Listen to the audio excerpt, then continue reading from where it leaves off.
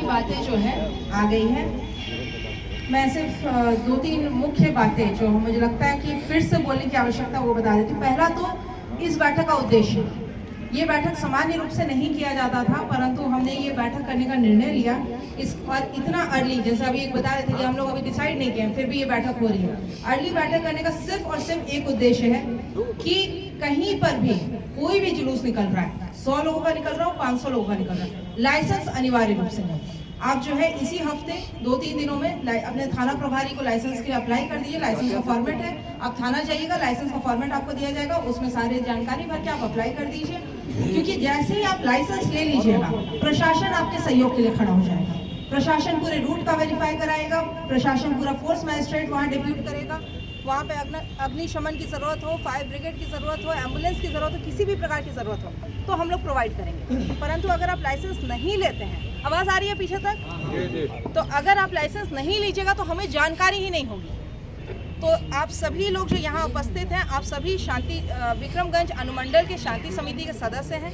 तो हमारी यही अपेक्षा है कि आप लोग अलग अलग प्रखंडों से आए हैं, आप सभी अपने प्रखंड के अभिभावक के रूप में हैं। तो वहाँ पर आप लोग को पता है कि कौन कौन लोग जुलूस निकालते हैं, छोटा जुलूस निकलता, बड़ा जुलूस। तो उन लोगों को जनरली रामनवमी के जुलूस में देखा जाता है कि युवाओं का जुलूस ज़्यादा होता है, युवाओं की संख्या अधिक होती है। तो उन लोगों को ये जानकारी दीजिए कि प्रशासन सहयोग के लिए लाइसेंस लीजिएगा तो हम सहयोग ही करेंगे, हम कोई रोक रुकावट नहीं करेंगे, हम आपके सहयोग के लिए उतरेंगे। तो इसीलिए पहला है कि लाइसेंस ज़रूर लें, और इसीलिए हम लोग इतना जल्दी ले रहे हैं। कल हम लोग डेहरी में भी करेंगे, फिर सासाराम में भी, ताकि लाइसेंस 100% हो जाए। ये सबसे पहला चीज़ है।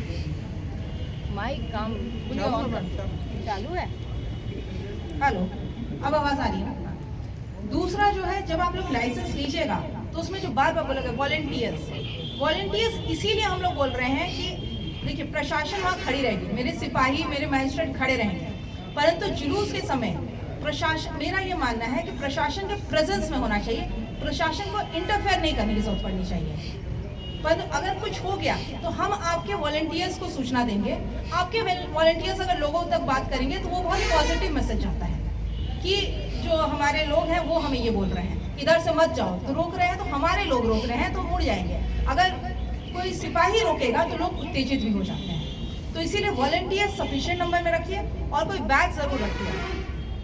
आई कार्ड भी दिया जाएगा। इससे इनफैक्ट वॉलेंटियर बनने से एक और अच्छी बात है कि आपको प्रशासन की तरफ से आई कार्ड हो रहा है, तो कल को कभी भी कोई मतलब काम रहे, कुछ रहे, तो प्रशासन से आपसे संपर्क भी अच्छा हो जाएगा। तो वॉलेंटियर जरूर बनाइए और बैच रखिए, ताकि भीड़ में हम लोग वॉलेंटियर्स को आइडेंटिफाई कर सकें। अगर मान लीजिए डीजे पे कोई गाना बज, डीजे नहीं मतलब आपका लाउड स्पीकर पे कोई गाना बज गया, तो पुलिस वाले जाके रुकवाएं या प्रशासन रुकवाए, उससे अच्छा रहेगा कि हम वॉलेंटियर को बोले वॉलेंटियर गाना बदलवा दें। मगर हमको वॉलेंटियर पहचान में आने चाहिए, तो उसके लिए बैच जो है सभी लोग, मतलब 5 रुपये का छोटा छोटा आता है, वो तो आप लोग देखे ही होंगे, ऐसे फूल बना हुआ बड़ा सा, वो बैच सभी लोग इंश्योर कराइए कि बैच जो है वो वॉलेंटियर्स के पास रहे, ताकि हम लोग आइडेंटिफाई कर लें, और कभी भी कोई भी मैसेज हमको देना रहेगा तो हम आपके वॉलेंटियर्स के माध्यम से देना चाहेंगे। हम डायरेक्टली जो है पब्लिक को नहीं बोलना चाहेंगे, क्योंकि उसका रिएक्शन मिल जाता है कभी कभी। तो बेस्ट होता है कि वहाँ पे प्रशासन मौजूद रहे, सफिशिएंट नंबर में फोर्सेस मौजूद रहेंगे, मगर हम लोग जुलूस से बातचीत कम से कम करें, इंटरफेरेंस नहीं होना चाहिए। आप लोग बीच में खड़े रहिए, हम लोग आप लोग तक बोलेंगे, आप लोग फिर कन्वे करिए, तो आपका मैसेज बहुत अच्छे से जाएगा। तीसरा चीज़ है कि जो टाइमिंग बताया जा रहा है, टाइमिंग जितना ज़्यादा आप लोग अडेयर करिएगा, क्योंकि आप लोग सभी लाइसेंसधारी हैं, आपके लिए सहयोग में रहेगा। अगर आप टाइमिंग अडेयर करिएगा, टाइमिंग का अनुपालन करिएगा, तो आपके लिए ही अच्छा रहेगा कि प्रशासन भी उस समय के लिए तैयार रहेगा। उस समय कई बार होता है ना, बिजली की तार आप लोग बोल रहे हैं, तो हम लोग बिजली भी काट देते हैं, तो उसी समय के लिए काटेंगे, जो कि आप लोग टाइमिंग लिखिएगा।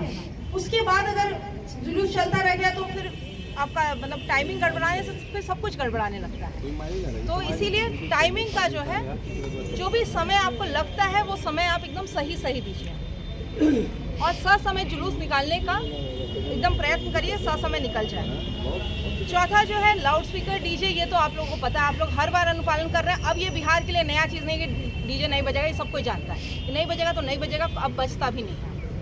शस्त्र भी आप सभी जानते हैं कि अब कोई नहीं निकालता है, मतलब ना ही मुहर्रम में हमने देखा है, ना ही रामनवमी में। सभी जिला में, मतलब मैंने कई जिले देख लिया, अब मतलब 4-5 साल पहले तक होता था, किसी भी जिले में एक बार कोई सांप्रदायिक हिंसा हो जाता, उसके बाद तो पूर्णतः बंद हो जाता है। तो ये जिला जो है 2 साल पहले एक सांप्रदायिक हिंसा झेला है, तो मुझे लगता है कि उसके बाद तो 100% बंद हो गया होगा और ये इसका अनुपालन आप लोग करिएगा। अच्छा, जो संवेदनशील जगह की बात हो रही है, जैसे विक्रमगंज में बोला जाता है काव नदी पुल के पास हो जाता है, या नासरीगंज में, आप सभी जानते हैं कि आपके प्रखंड का संवेदनशील जगह क्या है। और ये आप में से कई लोग बार बार बोले हैं कि आप लोग का प्रेजेंस बस वहाँ रहे। जो संवेदनशील जगह है वहाँ पे मेरी शांति समिति अगर खड़ी रहेगी तो वहाँ कभी कुछ नहीं होगा।